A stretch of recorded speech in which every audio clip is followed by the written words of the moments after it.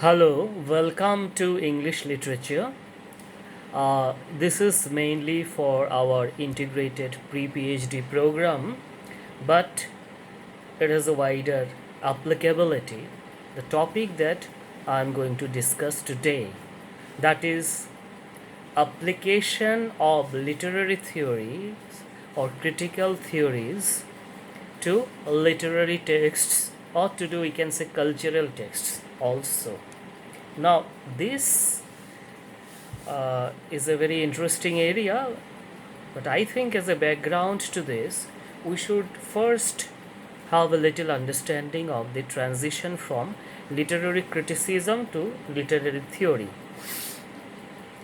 Literary theory or critical theory, or these days we call them cultural theory, all this basically started in the 60s with the advent of specifically post-structuralism and deconstruction, and consequently other related areas like post-colonialism and eco-criticism or queer theory. So many other things are there. Now before that, what was the mode of literary studies, of serious literary studies? It is not that studies of literature or English literature started in the 60s of the previous century. So before that, what existed is what we call literary criticism. Right from Aristotle, we can say, to T.S. Eliot and Lewis in the British tradition. Those readings generally focused on two things. One is the aesthetic consideration, that is beauty. How a literary work is very beautiful, how a literary work satisfies our aesthetic sense, etc. And then another approach, related approach, was that of morality. People like Arnold, Lewis, even Eliot to some extent, and many others, they used to judge what kind of a value a literary text was promoting, good moral values or bad moral values. It started right from Aristotle, good and bad. In between was not there much. So one of the best example of this kind of analysis, which primarily focused on characters, is A.C. Bradley's Shakespearean Tragedy. So 1904, I think it was published. So they treat the characters in literary texts as real humans almost, and judge them by their action or even their thought, their speech, having their origins in Aristotle's prescriptions about characters, that characters should be consistent or good, etc., that you have read in the Poetics. Contrary to all this turn to theory, or so-called turn to theory, focuses on close reading of the texts. Now here we must remember that along with the other approaches that existed before theory that we have spoken about right now, in the 1920s and 30s there was another approach called new criticism that tried to get meaning from within the text only, but a literary meaning that is called close reading. In certain ways, we can say that post-structuralist and other turns to textuality or close reading of texts is prefigured by new criticism. So new criticism for me is a kind of bridge between older criticism and modern theory. In any case, so structuralist and post-structuralist theories mainly, they argue that neo-critical reading or close reading of texts was not close enough. It was close but not close enough. So they go to further kinds of reading. And in brief, if I am to say, what do they do, all these theories, post-colonialists, post-colonial theory, feminist theory, gender theory, or Marxist theories, some of them existed before the 60s, but 60s post-structuralism informed all of them almost inalterably. Althusser, for example, is a post-structuralist Marxist. So his formations and formulations are very different from Gramsci, who is not a post-structuralist Marxist. Anyway, but collectively, to give you a clue, all these approaches read for read the literary text for silences, absences, not what is given in the text, but what is hidden in the text. So that way, you know, these are collectively also called reading against the grain. Now, each theoretical approach chooses one particular, uh, we can say, aspect of silence or absence. Sometimes it could be more than one. Feminists, for example, will talk about absence of representation of women or inadequate representation of women or misrepresentation of women in the great classics of Europe.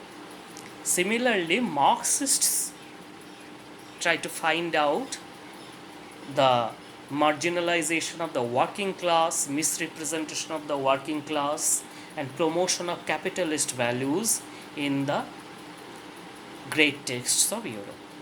I am taking great texts as an example because those are the great European canon and what is called by all these theorists to be dead white male European Christian sometimes. So all the writers, they are primarily male, say, Dickens, Marlowe, Shakespeare. What about Shakespeare's sisters? We do not know much. Virginia Woolf wrote about them, trying to read for absences. A bit before post-structuralism, but these are prefiguring. Okay, so theoretical reading, you remember today, is basically not reading a text for what is given. That will be summary or paraphrase, like Ramji Lal or Spark Notes or Coles Notes, etc. That is not the job of higher education and literature. We primarily read for what is hidden and then make connections with different kinds of dynamics, political, cultural, religious. So, as I have spoken about Marxists' emphasis on the misrepresentation of the working class, or feminists' emphasis on the misrepresentation of or marginalization of women. So, post-colonial theorists, they emphasize the marginalization of the colonies or the empire in the great texts of European literature or Western literature. In this regard, the contribution of Edward Said as well as is phenomenal. Said is known to be the founding father of post-colonial studies, and his text Orientalism is a must read for all of us because we are part of this tradition. And today, anywhere you do PhD, good institution, Said's text is a must reading as part of coursework, at least part of it, the introduction, because colonialism altered inalterably the entire thinking system, representing system, power relations of the entire world. And before Said, like some people say that many people have spoken before Said also. It is true, Aurobindo, Rabindranath, I've spoken in my videos on Tagore, Franz Fanon, Mahatma Gandhi, but then none took a sustained, and engaged survey of the politics of knowledge involved in the Orientalist tradition, that is, European studies about the Orient, as Said did. That is why he is phenomenal. So, today we'll explicate or explain rather, to use simpler terms. But while talking, we use simpler terms. There are slips also. At times it is natural, but when you write your formations or answer, you should be very perfect and meticulous, and to the extent possible, use a language that PhD or research dissertation deserve. you know, befits.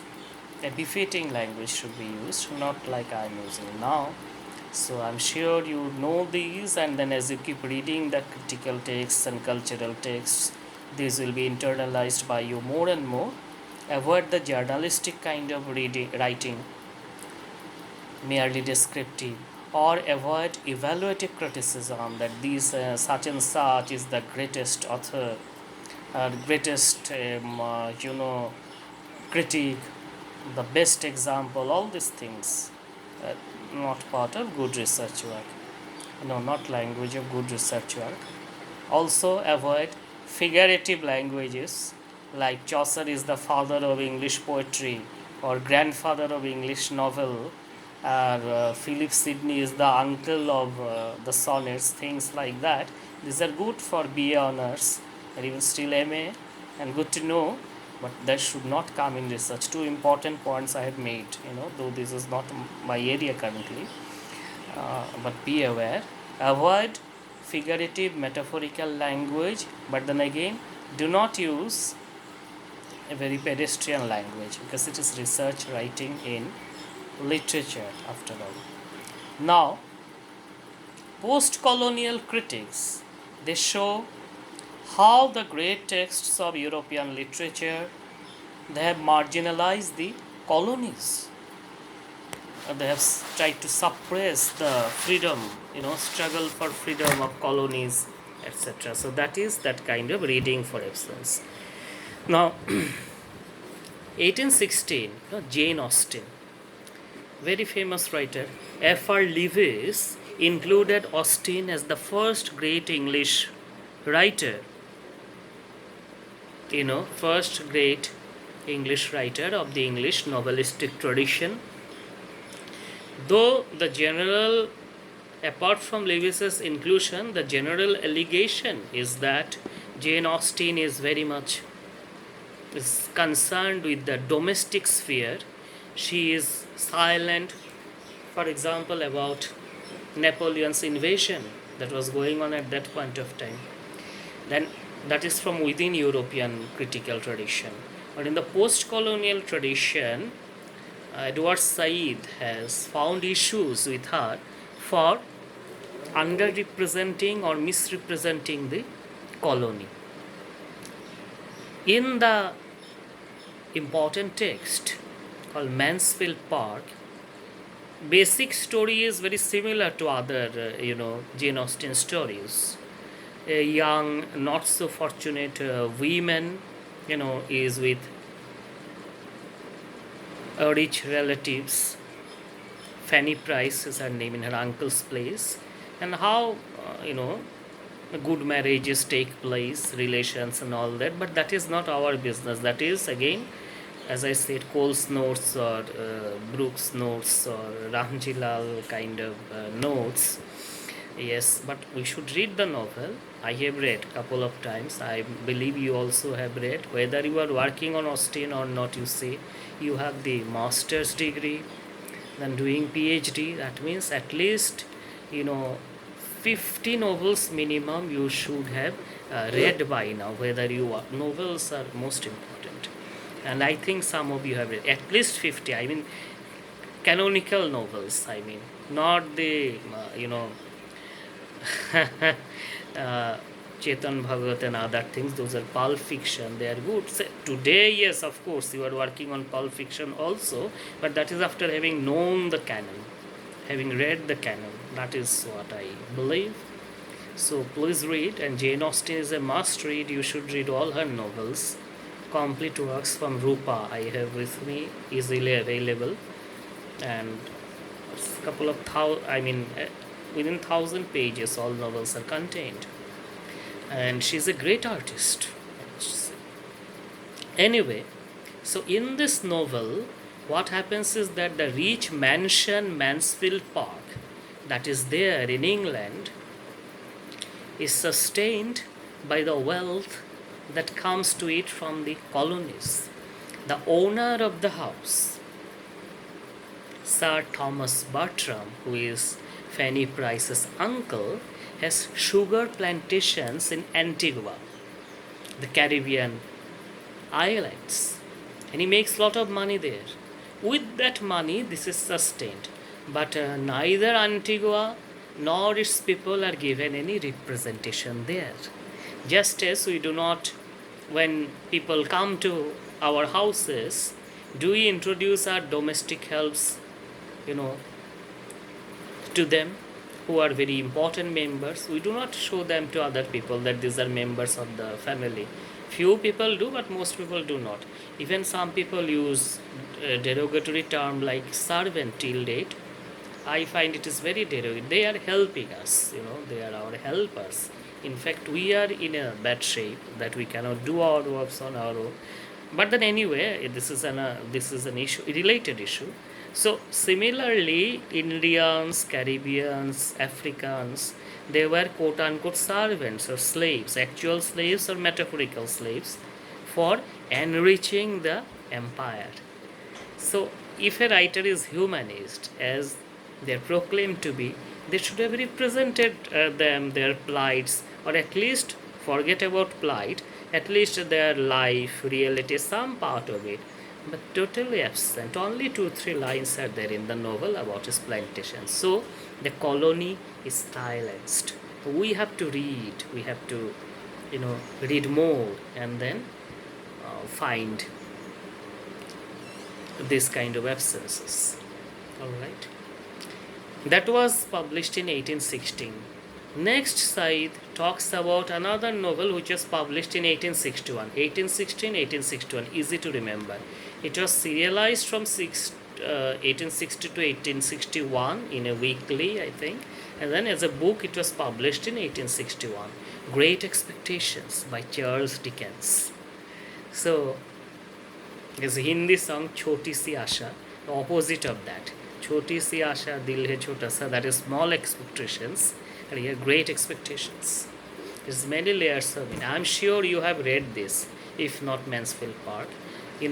Generally people read Pride and Prejudice of Austen, but Dickens's Great Expectations is the most read novel academically. It is there in most syllabuses or syllabi, if you like it. In our time, we had David Copperfield, more importantly, but these days, anyway, you read that even if you haven't read.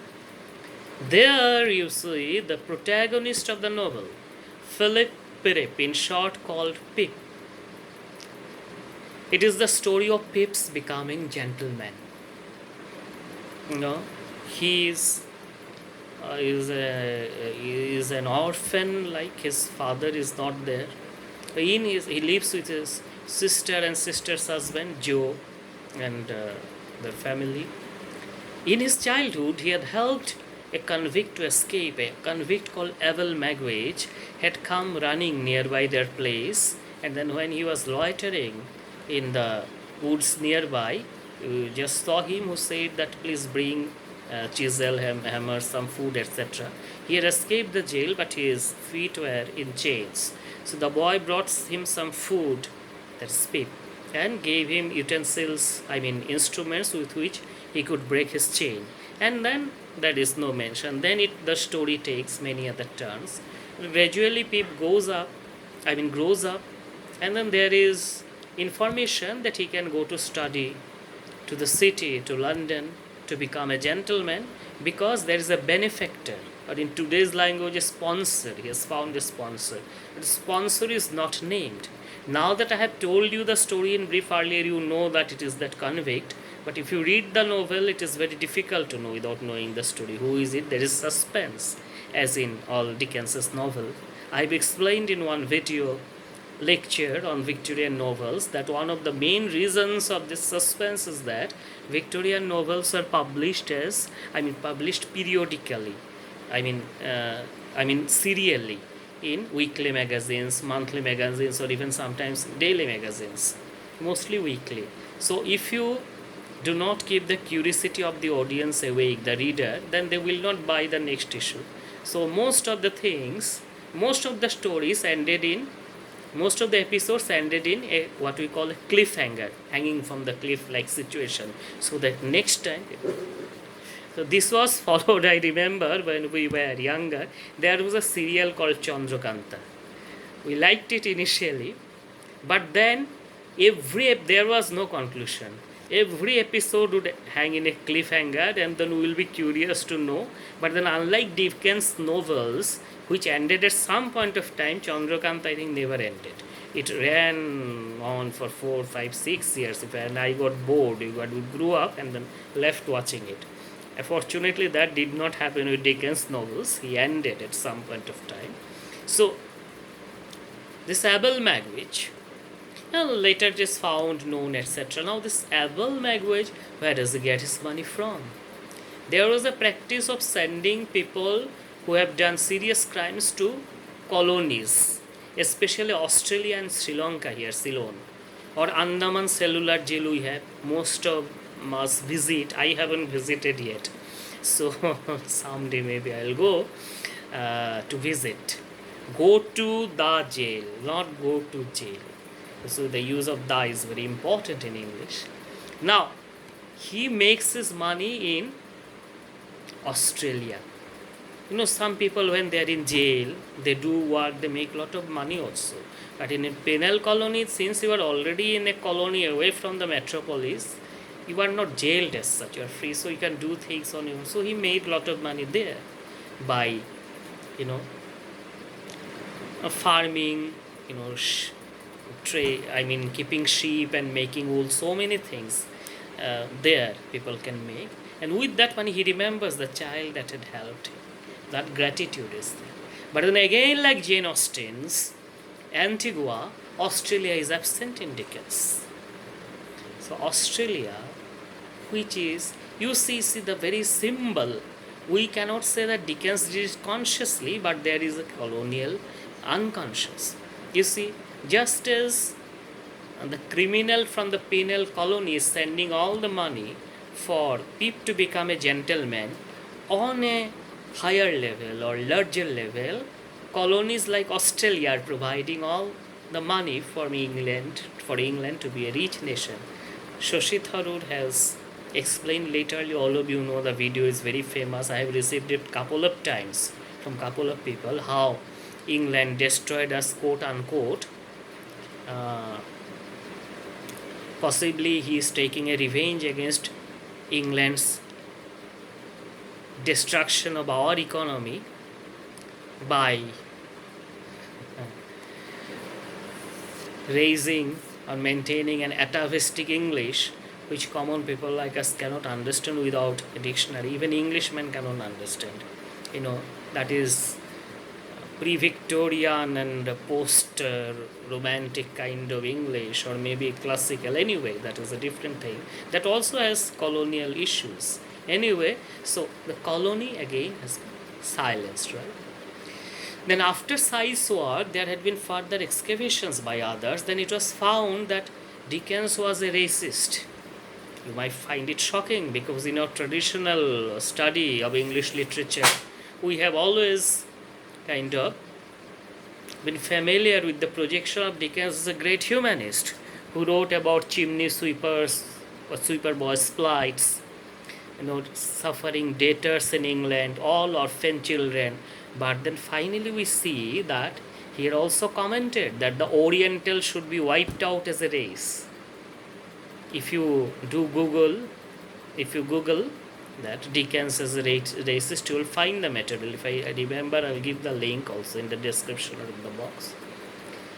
And he said that all Orientals should be wiped out as a race. Oh my God, ethnic cleansing. He did not do it, but the very fact that he wrote a letter to someone, I think this, he was a shareholder in East India Company. The Sepoy Mutiny took place in 1857, and this novel was out in 1861, Great Expectations. He knew everything in England, what was going on in India. He did not write a single line against companies' exploitation of Indians. So this kind of Dickens, we won't have known had Said not been there, had post-colonial studies not been there. But then again, a word of caution, Said is not in favor of rejection of the canon, nor am I. This is a fashion today that any text says bad things about your culture, tradition, race, whatever, you burn the text. Burning is not the solution. Learning is the solution. By burning, you also burn the history of misrepresentation that it, you know, had engaged with. And if the text ceases to exist in future, such pattern will again come. So that is why I, as a humanist, say that why should we study history? Some people say that you should not live in past and all. Actually, past is what we all have. The present you can never have. What is present just now, even I, as I am talking, it is going back to past, and future is what we yet to have. The past is a solid repository on which you can fall back upon, and the violences of the past we must familiarize ourselves with, but not to beat people or kill, I mean attack people who did these things to us, because first of all those people are no longer there. Today's British are not the same people as those who colonized us. They are their grandchildren, whatever, so we should not hold them culpable for the things done by their forefathers. There are a lot of good things also. And secondly, but then still, why should we study then? That because if we forget the memory, if we forget the history in future, we may be subjected to similar such misrepresentation. Similar colonial exploitation again. So we should remember the past so that we do not fall victim to similar patterns in future. But at the same time, it should not be a radical revision of the past. That you unname everything. As soon as you see an Englishman, you go to attack. No, Englishmen are not our enemy. Englishmen, colonialism was our enemy. Just as it is said, that is similar. Men are not enemies of women; they're friends. Patriarchy is enemy of not only women but men also. So we have to be very, discerning in our understanding. It should not be emotional, instinctual rejection. I go back to our good old friend Bacon: read not to confute, not to contradict, but to weigh and consider. So, but then today the trend is just after, had I not said this, after reading this, listening to this, some may be very much inspired and suddenly write a post in social media that we must recolonize Britain and all that. That is not the job. The side said very carefully, pointed out in Orientalism, if you please read, that I am talking against Eurocentrism, but because it was bad. But then he said, I don't want to replace Eurocentrism by an Afrocentrism or Arab-centrism, because whatever center you make, that will that will marginalize peripheries. But center means there will be peripheries. So let all be centers, or let there be no center. There be no centers but all dissenters. That is the ideal kind of situation. So I think I have explained in a very simple words how post-colonial readings help us in understanding what we became, how we became what we became, and they also add to our already existing understanding of the great texts or maybe small texts also. So you can also contribute, because research is basically what original contribution to knowledge. So it is not expected that during PhD you will find another school like post-colonialism. That is impossible almost, though nothing is impossible.